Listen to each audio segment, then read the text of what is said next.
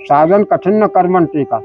साधन कठिन नहीं है, हमारे मन की दृढ़ता कठिन होनी चाहिए। दृढ़ता हमको इस लक्ष्य को भेजना है, हमको परमात्मा का दर्शन करना है, हमको श्री जी का दर्शन करना है। तो मैं दावे से कहता हूँ कि दर्शन होते हैं इसमें।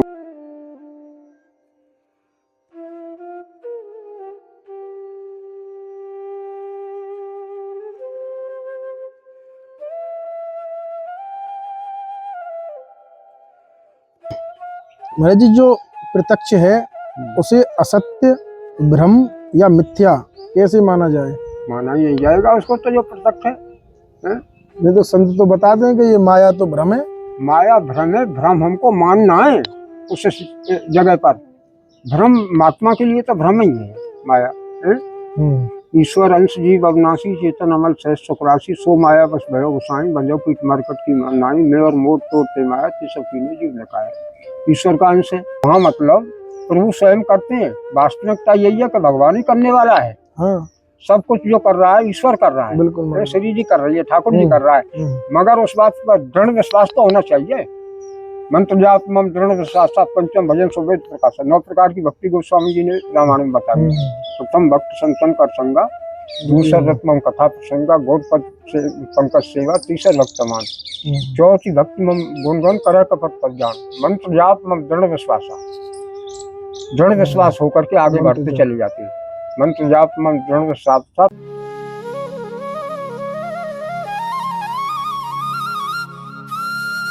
राधे राधे। आप सभी भक्तों का एक बार फिर स्वागत है संत यात्रा में। लगातार आपको भारतवर्ष के दुर्लभ संतों के दर्शन हो रहे हैं संत यात्रा के साथ में, और बड़ी किशोरी जी की कृपा है। बस संत यात्रा पे इतना है कि आपको वास्तव में सच्चे और अच्छे संतों को दिखाने का प्रयास रहता है मेरा, क्योंकि आजकल सोशल मीडिया के माध्यम से पता नहीं किस किस तरीके की, किसी की हम आलोचना नहीं कर रहे हैं, किस किस तरीके की वीडियो आती है। मैं भी देखता हूँ कभी जभी कि भगवान को दर्शन हो गए, ये हो गया, वो हो गया। तो मतलब एक तरीके से ये खेल बनाया हुआ है, और यहीं पे आके हमारा जो सनातन धर्म है ना, यहीं पे आके हार जाता है। तो आज मैं आपको एक ब्रजवासी संत के दर्शन कराने वाला हूँ, और बहुत ही दुर्लभ और इतना आनंद में और गूढ़ रहस्य वाला सत्संग है कि मेरा वादा है कि आपको अवश्य ही आपकी आत्मा को आनंद मिलने वाला है। अब वीडियो को बिल्कुल भी स्किप मत करना। आइए चलते हैं संतों की ओर संत यात्रा के साथ। तो काफ़ी समय से महाराज जी के सत्संग की इच्छा थी। पहले तो ब्रजवासी हैं महाराज जी, ब्रज के ही हमारे यहाँ के हैं, और दूसरी बात संत आराम से वेश में रहते हैं बड़ा ही। तो महाराज जी बड़ी कृपा की आपने, पहले तो समय दिया हमें। तो ठाकुर जी कृपा होती है महाराज जी, जब मिल पाता है सब। महाराज जी ब्रज में जन्म हुआ, और उसके बाद एकदम वैराग्य के प्रति मतलब ये स्वतः आता है कि कोई घटना घटती है? मतलब होता क्या है वास्तविकता? पहली बात तो ब्रजवासी स्वतः संत होता ही है। वही में भाई तो जन्म से उसको तो संस्कार ऐसे पड़ जाते हैं उसके अंदर जी, किशोरी जी के नाम पे, तो स्वयं संत होता ही है। अब उसमें कोई कहने की सुनने की कोई बात नहीं। हमारे शास्त्र भी कहते हैं इस बात को, वेद पुराण सब कहते हैं तो ब्रजवासी स्वयं संत होता है, स्वयं अपने आप में संत होता है। फिर भी मतलब, और यहाँ के तो संस्कार ऐसे हैं आप जानते हो जी जी। यहाँ तो सभी संत बन जाते हैं, आ जाते हैं। यहाँ के संस्कार इस तरह के हैं तो संत रूप में ढल जाते हैं, जिसमें ब्रजवासी तो अलग ही चीज होती है जी।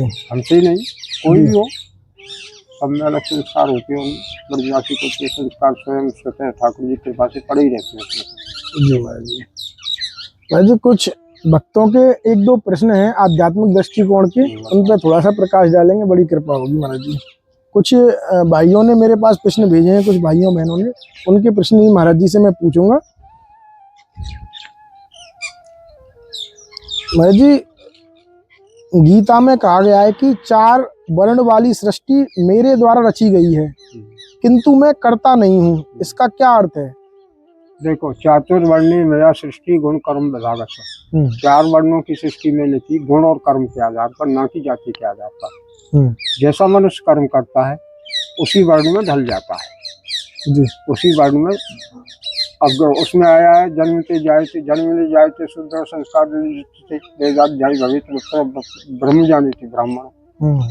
तो कोई भी 4 वर्णों की सृष्टि। इसका वर्ण का मतलब ये लोग मान लेते हैं, वर्ण पर भी ढाल देते हैं लोग, है तो वर्ण है भाई, ये शूद्र है, ये वैश्य है, ये क्षत्रिय है, ये ब्राह्मण है। तो ये सब कर्म से होता है जी। जैसा कर्म करता है जी, जैसा ही ढल जाता है जी। शुरू में जब हम भजन करते हैं, भजन करने पर आरूढ़ होते हैं, तो हम 2 घंटा भजन में मन लगाते हैं, 10 मिनट भी अपने पक्ष में नहीं पाते। 2 घंटा हम आँख मीच करके बैठे जी, और 10 मिनट भी अपने पक्ष में नहीं आया है, भजन का वास्तविक स्वरूप नहीं ढल चुका, तो उसको उस समय शूद्र श्रेणी का साधक होता है। तो साधक शूद्र श्रेणी का होता है जी। यही भजन आगे चल के पुष्ट हो जाता है, भजन में थोड़ा मन लगने लग जाता है, तो यही साधक अध्यात्म योग पर यही वैश्य श्रेणी का साधक बन जाता है आगे चल के।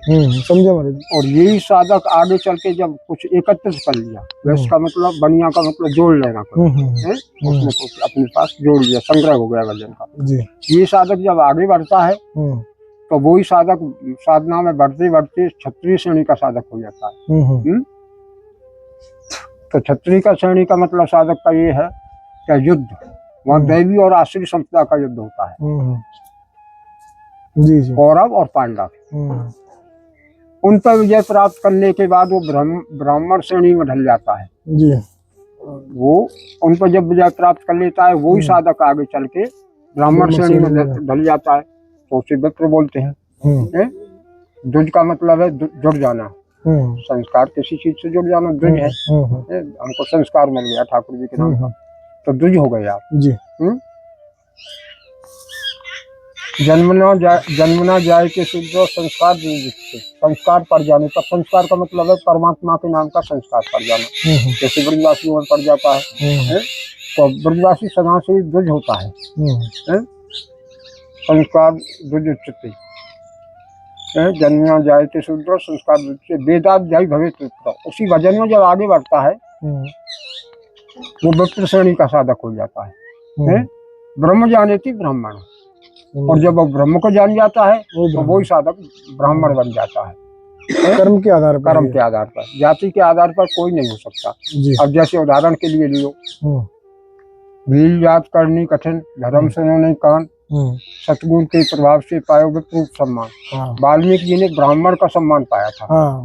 कौल भील जाति में उनका जन्म हुआ था, और कौल भील जाति के उपरांत उनकी करनी कठिन थी, लूटपाट करते थे, इस तरह से वो करते थे, तो विप्र का सम्मान पाया। वहाँ भगवान राम जब जाते हैं उनके आश्रम पर जी, तो मुनिय लाग दंडवत कीना, आशीर्वाद विप्रवर दीना। यानी वो जन्म से तो ब्राह्मण नहीं थे, वाल्मीकि जन्म से तो ब्राह्मण नहीं थे, कर्म से ब्राह्मण थे जी। उल्टा नाम जपा जग जाना, वाल्मीकि भाई ब्रह्म समाना। तो भगवान राम ने स्वयं उनको प्रणाम किया है, मुनिय लाग दंडवत कीना, मुनिय देख दंडवत कीना, आशीर्वाद विप्रवर दीना। तो ब्राह्मण श्रेष्ठ, विप्रवर मतलब कहते हैं ब्राह्मणों में श्रेष्ठ, वाल्मीकि जी ने राम को आशीर्वाद दिए। तो ऐसा नहीं कि जन्म से कोई होता है। अब भगवान जो ग्रहण न करते, भगवान तो ना आपसे पाप को ग्रहण करते हैं न पुण्य को ग्रहण करते हैं, हमारे कर्म ही हमको अच्छी और बुरी गति दिलाते रहते हैं। हम जैसा कर्म करेंगे उस कर्म का परिणाम हमको भोगना पड़ेगा। हम भजन करेंगे, भगवान के प्रति श्रद्धा रहेगी, उसका मनन करेंगे, चिंतन करेंगे, तो वही साधक आगे चल के ब्राह्मण श्रेणी का। मैंने तो जितना है, जितना सुना है और अपने बता दिया, आगे भगवान की इच्छा है। नहीं, बहुत बढ़िया। जो प्रत्यक्ष है उसे असत्य, भ्रम या मिथ्या कैसे माना जाए? माना ही नहीं जाएगा उसको, तो जो प्रत्यक्ष है। नहीं तो संत तो बता दें कि ये माया तो भ्रम है। माया भ्रम है, भ्रम हमको मानना है उस जगह पर।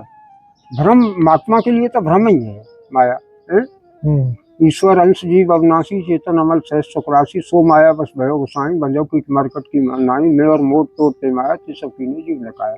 ईश्वर का अंश है जी, जीव ईश्वर का अंश है, बिल्कुल। यानी ईश्वर का, जैसे समुद्र और समुद्र की एक बूंद, तो समुद्र की बूंदा है तो समुद्र की बूंद, अगर उसको समुद्र में हम डालेंगे तो समुद्र वत ही हो जाती है, फिर उसका अस्तित्व हो जाता है, वहाँ उसका अस्तित्व नहीं रहता है बूंद का, तो वो समुद्र ही बन गई, समुद्रवत हो जाती है वो बूंद। इसी तरह से जीव ईश्वर का अंश है और अविनाशी है, चेतन है, मल से रहित है। वो तो नैनम छिदंत शस्त्राणी नैनम दहत पावक कल्याण तब ना सोचत मारतो है। अग्नि सुखा जला नहीं सकती, वायु सुखा नहीं सकती, जल गीला नहीं कर सकता है। तो ये तो शस्त्र से काट नहीं सकते। तो ये आत्मा तो परमात्मा के स्वरूप है। जब परमात्मा आत्मा को हम अपनी को विदित कर लेते हैं पूर्ण रूप में, तो वो परमात्मा में विलय हो जाती है, परमात्मा दिखने लग जाता है।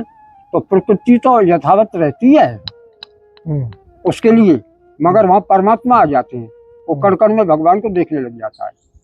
जीव मात्र में उसको ईश्वर के दर्शन होते हैं। पूर्व में दिखे सब जगत के मुझे पूर्व में हर जगह पर वो परमात्मा दिख रहा है। श्री जी दिख रही है, ठाकुर जी दिख रही है, तो किसका विरोध है? प्रकृति तो यथावत है ही है।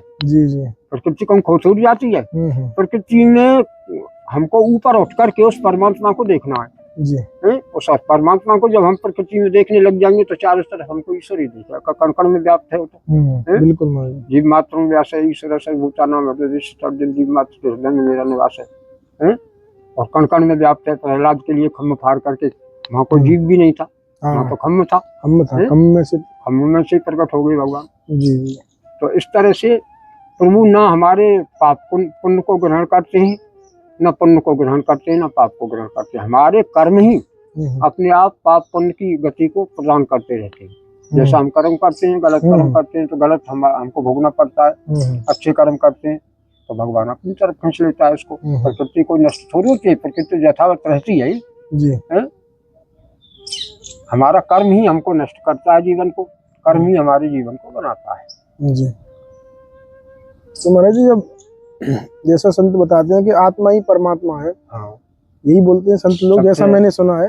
तो आत्मा जब हमारे अंदर भगवान बैठे हैं, तो अगर हमारे द्वारा कोई गलत कर्म हो रहा है तो वो गलत हमने कहा किया, वो तो भगवान ने किया ना, अंदर बैठे हैं। तो जब तक चेतना तो नहीं है हमको, जब तक इतना तो नहीं पहचान पाएगा ईश्वर हमारे अंदर है, इतना हम पहचान करके अगर करेंगे तो भगवान कर रहा है, फिर गलत कर ही नहीं सकता है। जब ईश्वर हमको चेतना इतनी हो जाएगी कि आत्मा ही परमात्मा का स्वरूप है, और जब कण कण में देखने लग जाएगा तो गलत कर्म कर ही नहीं सकता है वो। ये बात भी है, गलत करेगा ही नहीं, भगवान बैठेंगे तो। ईश्वर स्वयं संचालन करता है। अर्जुन के रथ को स्वयं भगवान जब हाँक रही थी तो अर्जुन गलत कैसे करता? तो स्वयं चलाने वाले तो वो है, उस रथ को हाँकने वाले।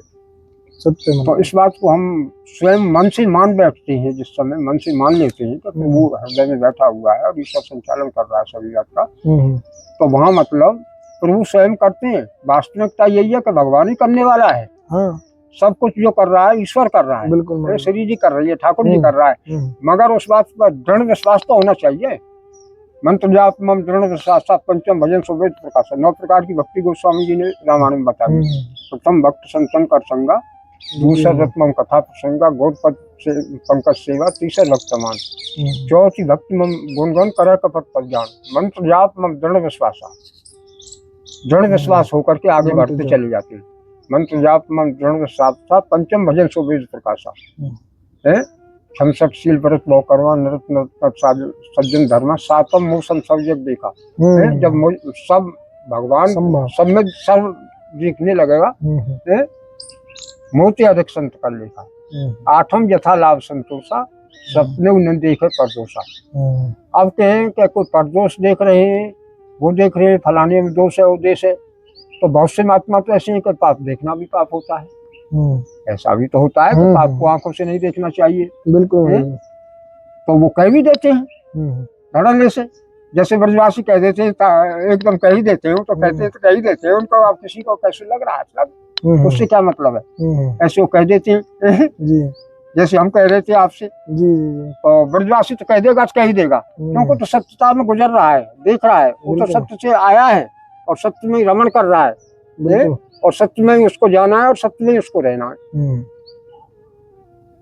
तो इस तरह से 9 प्रकार की, यही 9 प्रकार की भक्ति प्रहलाद जी ने बताई। भागवत में श्रवणम कीर्तनम पाद सेवनम अर्चनम वंदनम दास आत्मा निवेदन, 9 प्रकार की भक्ति, बात एक ही है दोनों की जी है।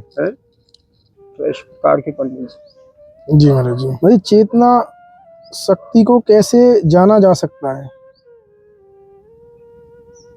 उसमें आया नहीं अभी, ईश्वर अंश जीव अविनाशी, चेतन अमल शेष चेतन तो स्वयं है ही है।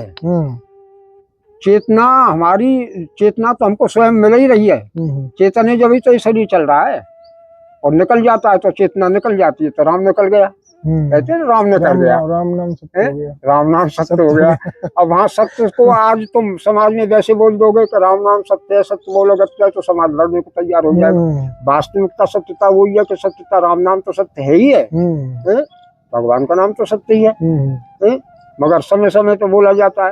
अब यहाँ इधर से बोल देते हैं तो उधर वहाँ झगड़े को तैयार हो जाते हैं। नहीं तो वास्तविकता तो यही है कि सत्य अब भी बोले कि राम नाम सत्य है, तो सत्य तो हम बोले ही रहे, सत्य तो है ही है। वास्तविकता सत्य है कि राम नाम ही सत्य है, संसार मिथ्या है, ईश्वर सत्य है, जगत मिथ्या है।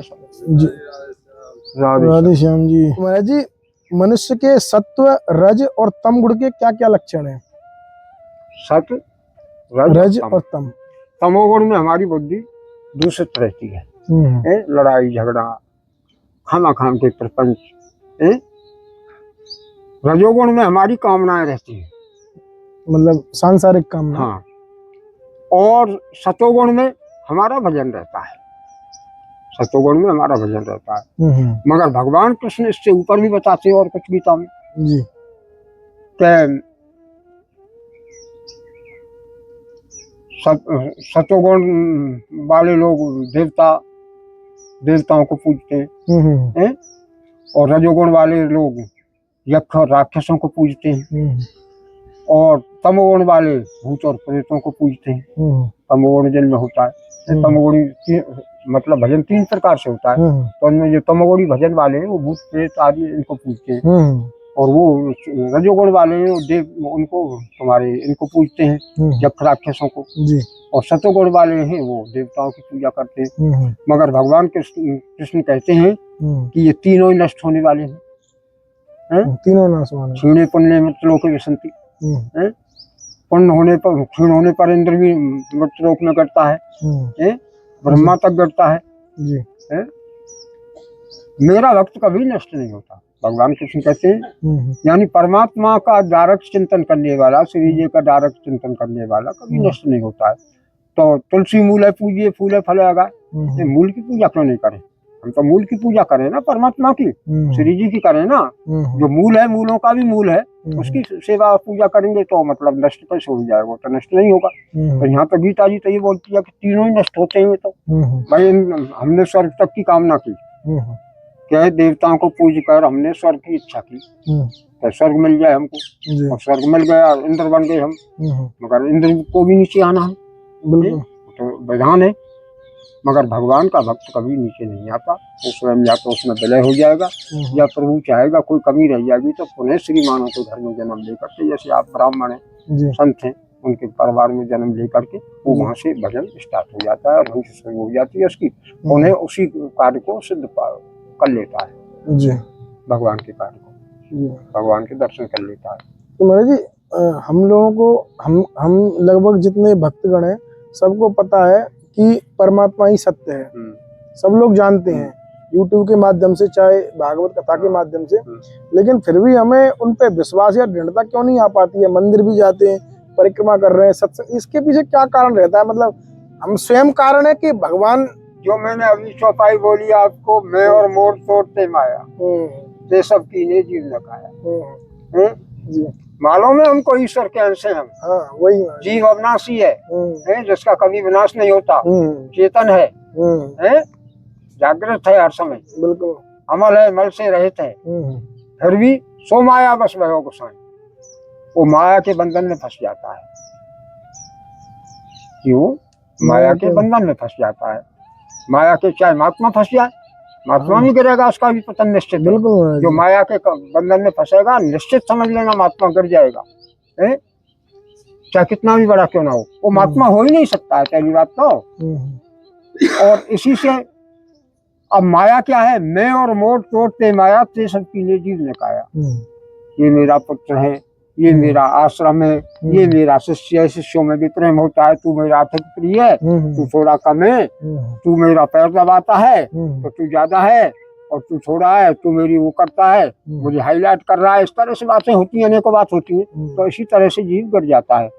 ईश्वर का तो अंश है, तो स्वयं परमात्मा का अंश तो है ही है, तो परमात्मा का अंश तो परमात्मा ही होगा। बिल्कुल। जब वो अपने आप को पहचान लेता है, अपने आप को ही पहचानना है, किसी दूसरे को नहीं देखना है, स्वयं अपने को देखना पड़ता है, अपने को देख करके आगे चलना पड़ता है इस मार्ग पर। साधन कठिन न कर्मन टीका, साधन कठिन नहीं है, हमारे मन की दृढ़ता कठिन होनी चाहिए। दृढ़ता हमको इस लक्ष्य को भेजना है, हमको परमात्मा का दर्शन करना है, हमको श्री जी का दर्शन करना है, तो मैं दावे से कहता हूँ कि दर्शन होते हैं, इसमें कोई दो राय नहीं है। अब कोई कहे कि कैसे हुए भगवान, तो ये कोई बताने का विषय नहीं है, वाणी का विषय नहीं है, इसको कोई बता नहीं सकता। परमात्मा के स्वरूप का चिंतन शुरू कर देता है, और जो कहता है हमने देखा उसने देखा, वो झूठ बोलते हैं सब लोग। बताने का वो नहीं है, अनुभव की चीज है। ऐसा थोड़ी लगा उसको बता देखा है हमने, वो देखा है, इतना है उसकी बातों से, उसकी पहचान से थोड़ा साधक की समझ जाते हैं लोग कि हाँ भाई मतलब ऐसा है। जिन देखा सो कहा नहीं, कहा सो देखा ना है, और रही मन बात अगम की कहन सुनन की ना है। जिन्होंने देखा है वो कहते नहीं, कह नहीं सकते हैं, कह नहीं सकते हैं, कहे जिन देखा सो कहा नहीं, कहा सो देखा ना है। और जो कहते हैं उन्होंने देखा ही नहीं अभी है, अभी उन्होंने देखा ही नहीं, वो भ्रम में है इसमें, वैसे ही कह रहे हैं, हवा में बात करते हैं।